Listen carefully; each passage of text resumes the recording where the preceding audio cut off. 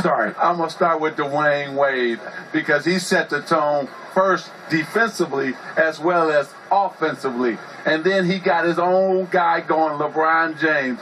This was, when the big three play like this, they're unbeatable. Can't a team in the world beat the Miami Heat when they play defense like this as well as offense? And we haven't seen this the whole playoffs from the big three, but they put it together tonight. What a game. You got to tip your cap to Eric Spoelstra. Yeah. While starting Mike Miller, you create a sense of urgency for LeBron James and Dwyane Wade. More importantly, matchup problems for the San Antonio Spurs. All of a sudden, Thiago Splitters guarding Dwyane Wade. Dwyane Wade looking at him like, this can't be happening right now. He makes a couple of shots. LeBron James warms up, gets himself into a rhythm. He knocks down a couple of shots, plays with confidence. All of a sudden, when great players get going, as you know, Magic, you can't stop them. Yeah. And also, big props to Chris Bosh. He played near the basket. He rebounded the basketball. He blocked shots. He played like a big man.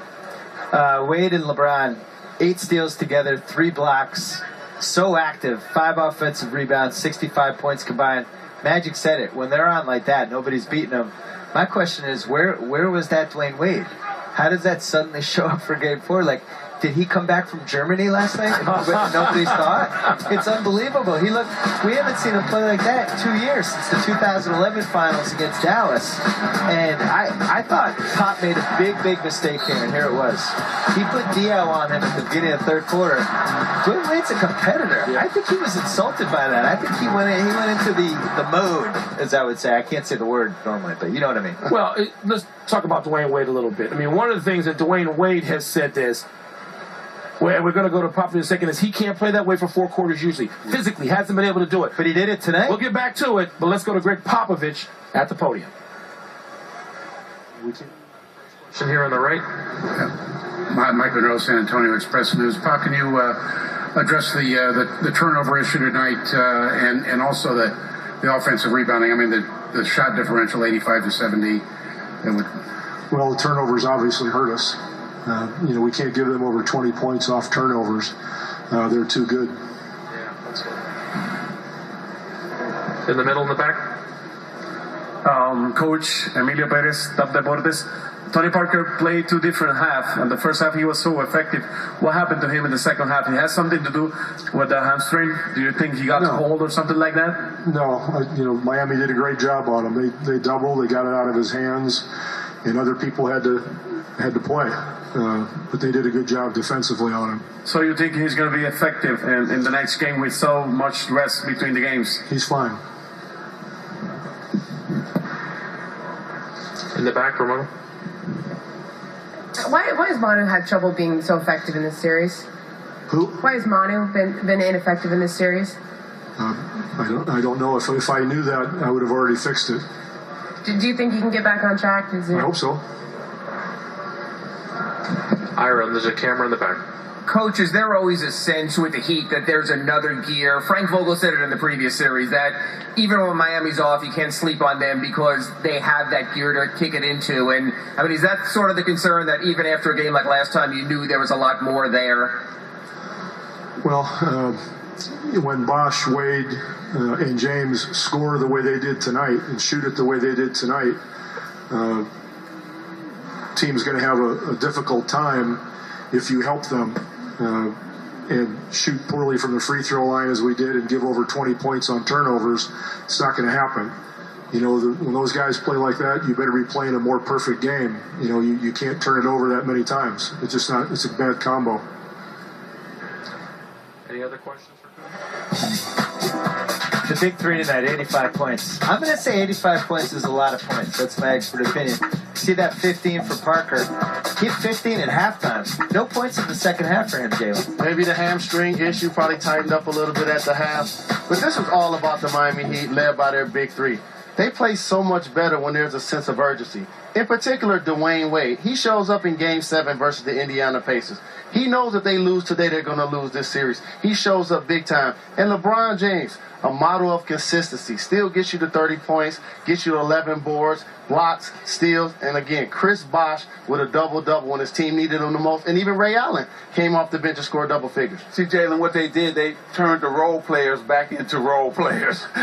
We had them as superstars, Danny Green and Gary Neal. And game took 3. them out. They took them right out the game. They forced the Spurs to put the ball on the floor, and they can't do that. That was great defense by the Miami Heat. And then on the offensive side, they were attacking. They didn't settle for the three-point shots themselves. They took the ball right in the middle of the lane, and it was just outstanding. Look at this great defense by LeBron James.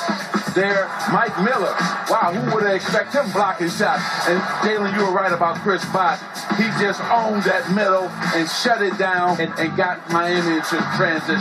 And that's what made them special last year when they ended up on their run that won the finals in 2012. They protected the rim. Yeah. And this is something that just went away for whatever reason. They were letting threes, which is something they weren't letting happen last year. Different team tonight. And as we said all year, they have a gear that nobody else in the league can go to, and we saw it They tonight. do. There's no question about that. But when Miami plays a stinky game, we say they play a stinky game. And we're all over the Heat. And they're champions, and that's fair.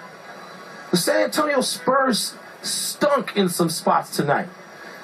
This series is way too big now for Thiago Splitter. He can't play with these athletes. No, he's done. He's in over his head. Yep. Magic was right. You put Bonner out there. You do something else. I'm okay with what Danny Green did. Danny Green hit 3 of 5 threes. Gary Neal hit 3 of 4 threes. That's what role players do. Those guys have 23 points. That's enough. Here's You who left didn't out produce. Yeah. Well, I'm getting to him. And Tony Parker was okay because Tony Parker only played 31 minutes. Tony Parker wasn't out there very long in the second half. Pop is mindful of the injured hamstring. The guy who is done. You know how we thought with Dwyane Wade's hurt, he might not be able to. Then he gave us one. Manu Ginobili's he looks done. I'd love to be wrong about that. Maybe he can come up with some heroic effort in the next game at home to save his team from going down 2-3. Manu Ginobili is done. I thought they played pretty well for 3 quarters. I mean, this is a 5-point game. But you got to have your Miami whole had big their three. Miami had their A game going for 3 quarters. Okay, but where's their A game? Where's the Spurs A game? They didn't have it. I don't think they played bad, though. I disagree with you. This is what happened. That pressure defense, Miami did a great job of extending their defense all the way past the three-point line. Once they did that, everybody now really plays the way they're supposed to play.